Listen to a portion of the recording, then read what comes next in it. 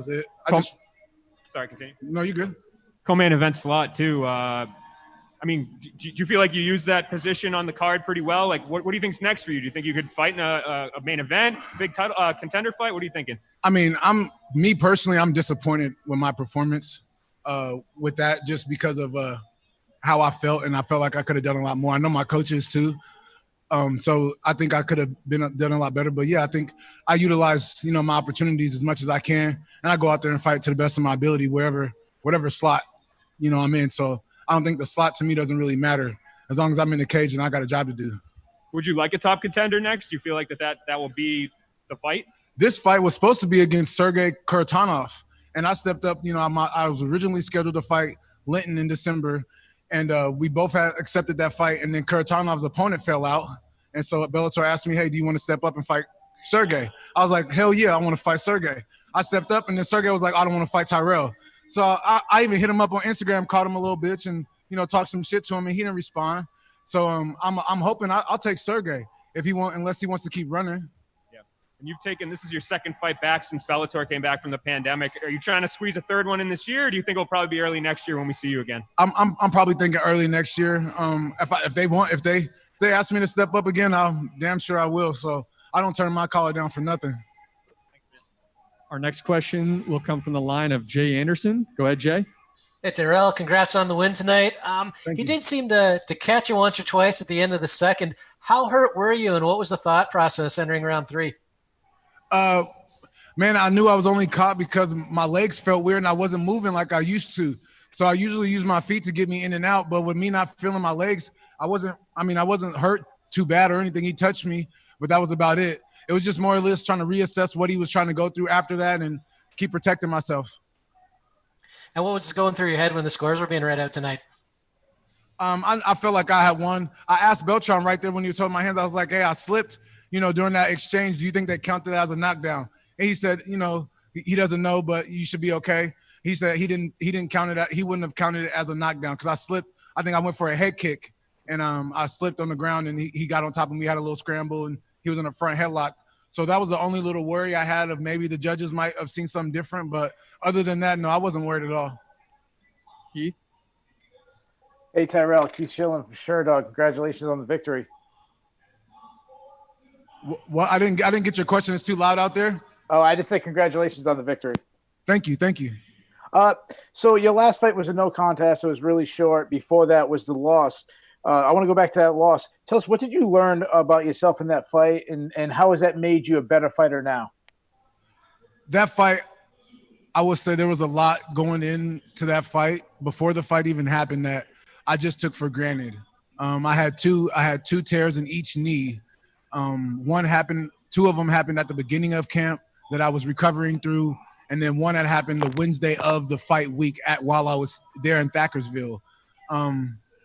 Before that, I had a ESPN interview, and I had TMZ talking to me right going into that fight.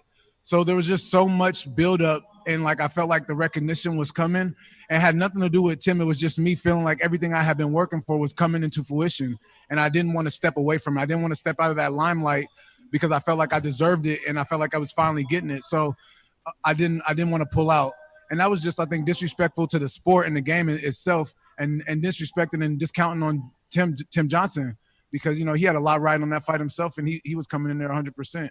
And so I think I just learned just to hey, if you're not feeling 100%, don't disrespect the game, don't disrespect your opponent, and don't go into a fight like that. So it was just not letting everything else influence my decision. Yeah, totally understandable. I know you just mentioned that you had your sights set on Sergey Kharitonov or possibly Linton Vassell, but it wasn't that long ago you kept calling out Jake Hager, Jack Swagger. He recently fought. What do you think of his performance? Is that a fight you still want? Jake Hager is not on my level in any form. He cannot wrestle me, and if you've seen, he almost got knocked out by a bum. So I'm not worried about Swagger. I shouldn't even say his name. Donna? Hi, Tyrell. I just have the one. It's a little bit out of left field, maybe, but you've been there yourself. You've been knocked out in a heavyweight fight, and the big talk in heavyweight combat sports at the moment is this Deontay Wilder stuff that he's come out with during the last week. He claims that in the Tyson Fury fight, he got there was a tampering with the gloves. I mean, you've been there. You've been finished in that kind of way. Do you kind of understand where he's coming from with making the excuses and stuff like that, or what have you made of Deontay Wilder's wild comments this week? I didn't pay attention to Deontay Wilder. I don't give a shit about him. I mean, I don't even know what you're talking about. He claimed that when he got knocked out by Fury, that his coach spiked his water. He said that Fury had the gloves on the wrong way, so he was punching him basically bare knuckle. It was a big talking point this week. Didn't care. Don't pay attention to it. No worries, man. Thank you. Simon, go ahead. Congrats on the win. The one question I have for you here is how important was it for you this week to pick up this win tonight? Extremely important. I mean, I think that's where the nerves come from now that I'm sitting there thinking about it, just like finally getting back in the ring again. I just wanted to fight. You know, I was telling my coach all week, I was like, I'm just so excited to finally fight again because the last fight was a no contest. I only got in there for 2 minutes and 30-something seconds maybe. And then the fight before that, I got knocked out in the first round, so I didn't even get to perform it again.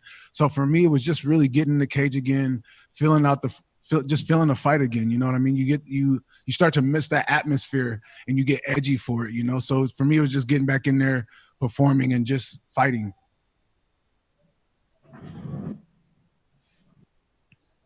Sean, go ahead. Congratulations on the big victory, my friend. It's been a while since you fought, you know, obviously with COVID-19, you know, talk about, you know, not having to maintain a weight. Were you able to go binge a little bit? You know, with the quarantine, things could be kind of a lot of downtime and stuff. No, I didn't take any time off from COVID. I got a key to the gym, so me and my coach kept working the whole time. We don't know what time off is. Definitely. No, I was talking about maybe like when you're being quarantined for the hotel, you didn't have to watch your weight as much as like other fighters. Oh, no, yeah, I'm a heavyweight. I didn't have to watch, but I eat clean as it is, you know. So for me, it's actually eating more food. I have a nutritionist now, and I get in trouble because I don't eat enough food. I can go, you know, I usually don't eat unless I work out. So for me, it was changing my diet, making sure I'm getting enough calories. Our final question will come from the line of Dan Rauch. Hey, Tyrell, Dan Roush, full contact fighter. Congrats on your win. You're really a knockout artist. Are you working on developing other parts of your game going forward? Yeah, definitely. I mean, I think a lot of it been trying to incorporate a lot more kicks, just anything really, more stand-up, jiu-jitsu, everything. You know, we're just mixed martial arts, so you have to work on every facet of the game. And we definitely are adding more tools to the bucket. And you've developed your entire career in front of an audience. Is it weird, this whole new normal, as it were, you know, the testing and the empty stadium and so forth? No, I don't pay attention to that. I got a person in front of me trying to take my head off. So I don't care if there's 1,000 people, 1 million, or none. Congrats, Tyrell. Thanks for the time. Thank you.